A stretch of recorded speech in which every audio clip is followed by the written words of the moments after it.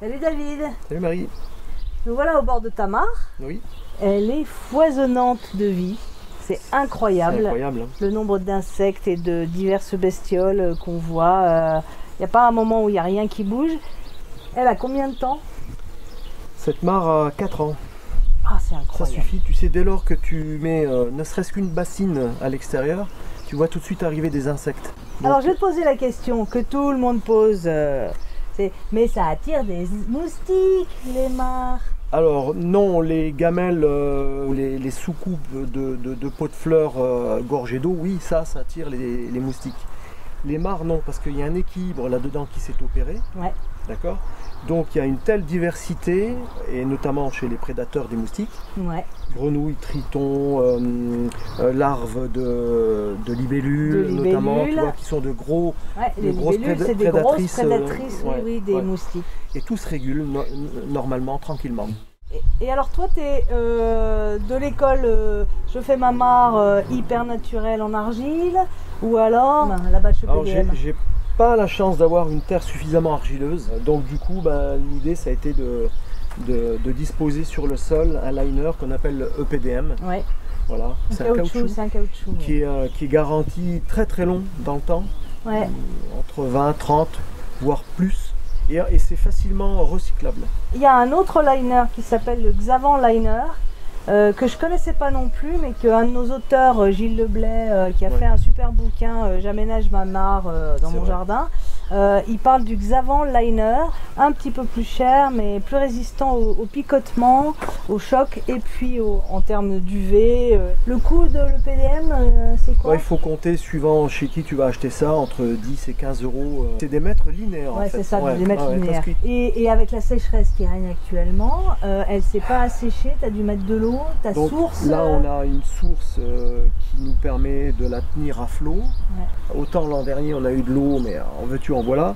Là, cette année, c'est compliqué, donc je verrai bien comment ça... Ouais. Parce que c'est vrai que les mares d'argile, il y a quand même ce petit problème d'infiltration potentiellement. Il faut vraiment mettre une épaisseur très au importante. moins 30 cm. Ouais. Si ton sol n'est pas de nature argileuse, Ouais. c'est compliqué. Ouais. Donc, c'est Moi, un ma petit seule budget. inquiétude ici, c'est quand je vois arriver le héron. Alors, je sais qu'il vient parce que les oies m'avertissent. Ouais. Et souvent, je le vois perché là-haut sur les arbres. Oui. Et en fait, j'ai toujours peur qu'ils viennent, quand ils piquent un poisson ou une grenouille, qu'ils viennent me Perce piquer la bâche. Bon. Et alors, tu voulais en construire une autre pour ton potager cette année. Oui, plus proche du potager. Tu as abandonné pour l'instant ce projet parce que les prix. Tout a augmenté, tu connais Ouais. la conjoncture. Et quel avantage ça aurait eu dans ton potager? Pour apporter un peu de biodiversité dans le périmètre direct du potager, Ouais. ça permettrait peut-être aussi de prédater les limaces. Les Voilà. grenouilles, Ouais, les crapauds ouais. pour s'occuper de ces fichus limaces. Oui. Ils mangent pas les campagnols par hasard? Pas Non, encore. Non, ça c'est dommage. Pas encore. Non, Les crapauds buffles peut-être cette année, ça a été mangeraient des campagnols. compliqué les limaces, donc je pense que je vais quand même étudier le truc. Et tu as une deuxième mare dans ton parcours Des poules, des et poules. des canards, ouais. Et on s'était dit, chouette, on va habiller cette mare de végétation. Hein. En fait, non, c'est pas une bonne idée parce que les canards ont tout bouffé.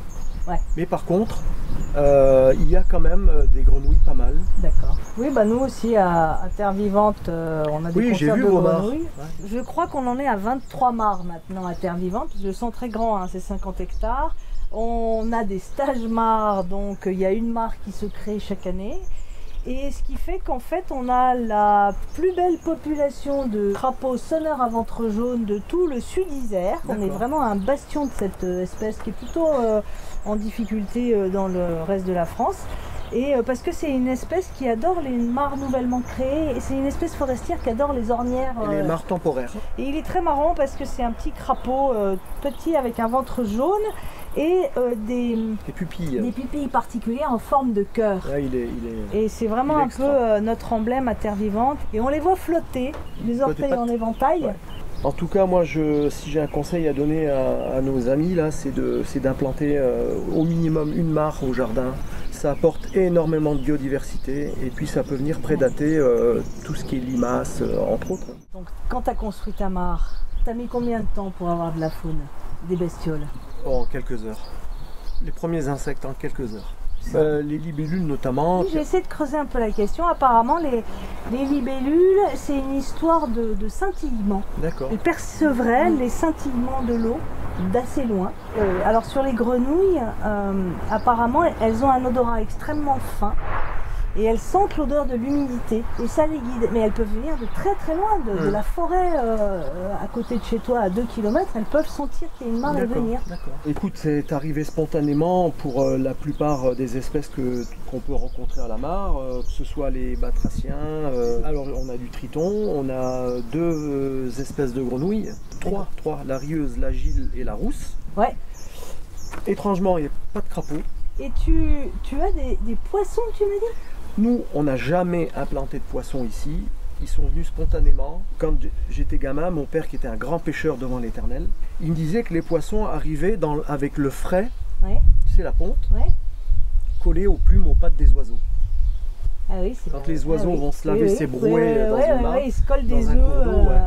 Et donc c'est arrivé comme ça spontanément. Moi j'ai toujours entendu dire que c'était incompatible d'avoir des poissons et des grenouilles, parce que les poissons mangeaient les œufs des grenouilles.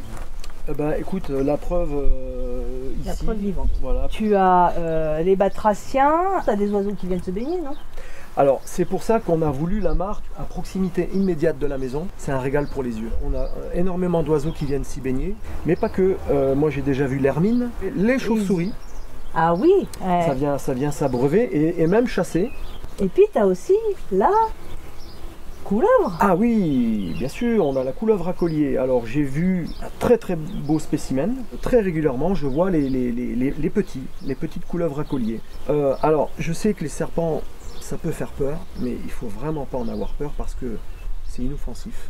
Et elles viennent se nourrir ici. Alors j'ai vu de la couleuvre à collier plonger et chasser des têtards de grenouilles. Ça c'est fabuleux comme observation. Et est-ce que tu as les insectes de la mare un peu classiques, la nèpe Alors on a les géris. Ouais. C'est celui qui court sur l'eau, le ditique, le notonecte. Oui. Je crois que c'est lui qui nage sur le dos. Je voulais te parler aussi en termes de biodiversité. Là, il y a des araignées, alors je ne connais pas leur nom, mais c'est fabuleux. Tu les vois surtout le soir. On a aussi les demoiselles. Voilà. Donc il y a aussi les libellules classiques, les grosses bleues, les grosses rouges, les demoiselles, et puis des escargots d'eau. Les limnés. Alors les limnés ont disparu. Je ne sais pas ce qu'ils sont devenus, mais par contre j'ai déjà vu de l'escargot aquatique noir. D'accord. Là, tu vois, en surface, on voit énormément d'insectes qui viennent boire, notamment les abeilles, des abeilles sauvages, des guêpes, des bourdons, des abeilles domestiques. Tu vois le massif de menthe là, ça arrivait spontanément, c'est de la menthe aquatique. Quand elle va entrer en floraison, bientôt là, ça va être de la folie pure. Tiens, d'ailleurs derrière moi là, le fenouil bronze. Magnifique. Donc lui, c'est pareil, ça va être blindé d'insectes. Ouais. Et notamment là-dessus, on va avoir la chenille du papillon macaon. Ouais. Qui est superbe, verte et orange. Et là, tu vois là, ça, ce sont des orpins. Oui. C'est tout le temps blindé d'insectes. Ouais.